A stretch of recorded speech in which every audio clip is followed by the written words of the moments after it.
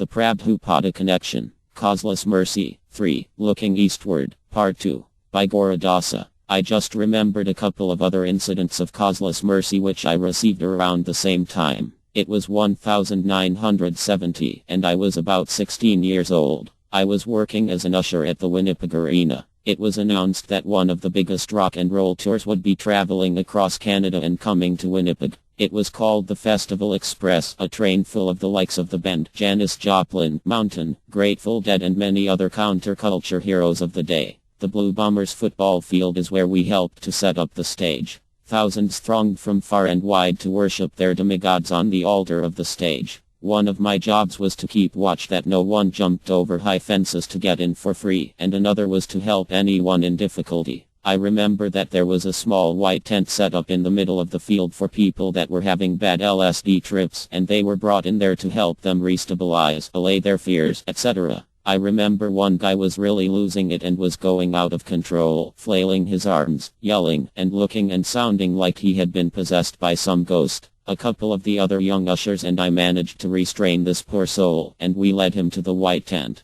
When I bent inside, I was very surprised to have my first look at shaven-headed and tie-laked hair Krishna devotees. They were calming another person down and feeding him prasadam. This completely blew my mind. All around me everyone was trying to enjoy the Prajalpa songs of their favorite stars, and here were the devotees, completely oblivious to the big attraction that Maya was creating, selflessly healing the short-circuited brains of those who chose to be her victims. This left a deep impression on me of how they must be experiencing something that was even better than all the good sounds, the cloud of marijuana smoke, etc. I remember thinking that these were modern saintly persons to be doing this, and I felt a lot of respect for them, but could not fathom how they could be so dedicated to showing compassion to others and ignore the conglomeration of rock idols on stage. Like many other youth, I had been a big fan of the late Jimi Hendrix. When his second album was released, it was a worldwide rage. Along with the exotic songs was a fold-out album in which there were seemingly unlimited numbers of heads of Hindu gods, elephants, etc., emanating from Jimmy's head and those of his band members. I was extremely intrigued by this album cover. It was obvious that Jimmy had superimposed his face and those of his band over something else, but what was that something else? I asked many people and no one knew.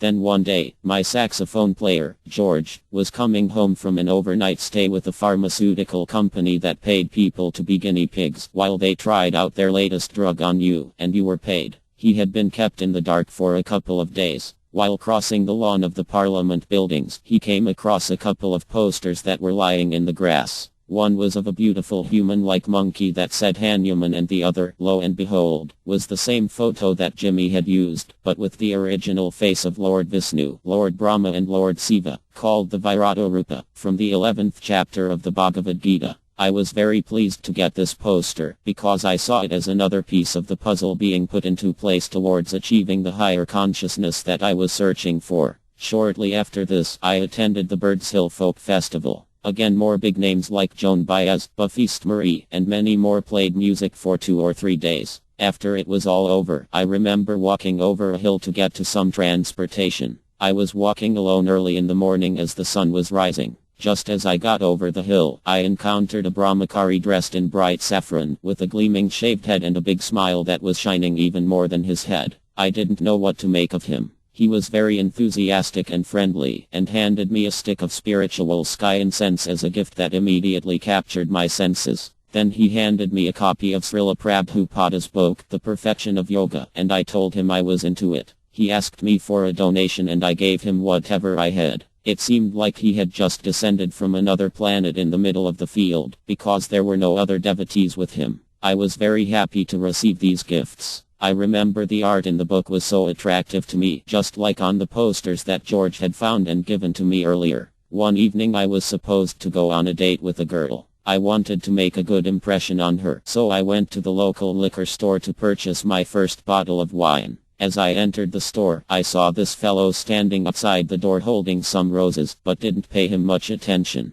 As I was leaving, he asked me if I would like to give a rose to someone. I said, sure. It will be the perfect accompaniment to the wine. He then told me that he belonged to a spiritual movement which was trying to help people gain relief from their suffering conditions. As I was inclined to help others, I donated something and happily received the prasadam rose, not knowing at the time that I was one of those suffering souls who had begun his devotional life in Krishna consciousness by contributing something to Srila Prabhupada's mission, and that more devotional service would be in store for me soon. Content on next page.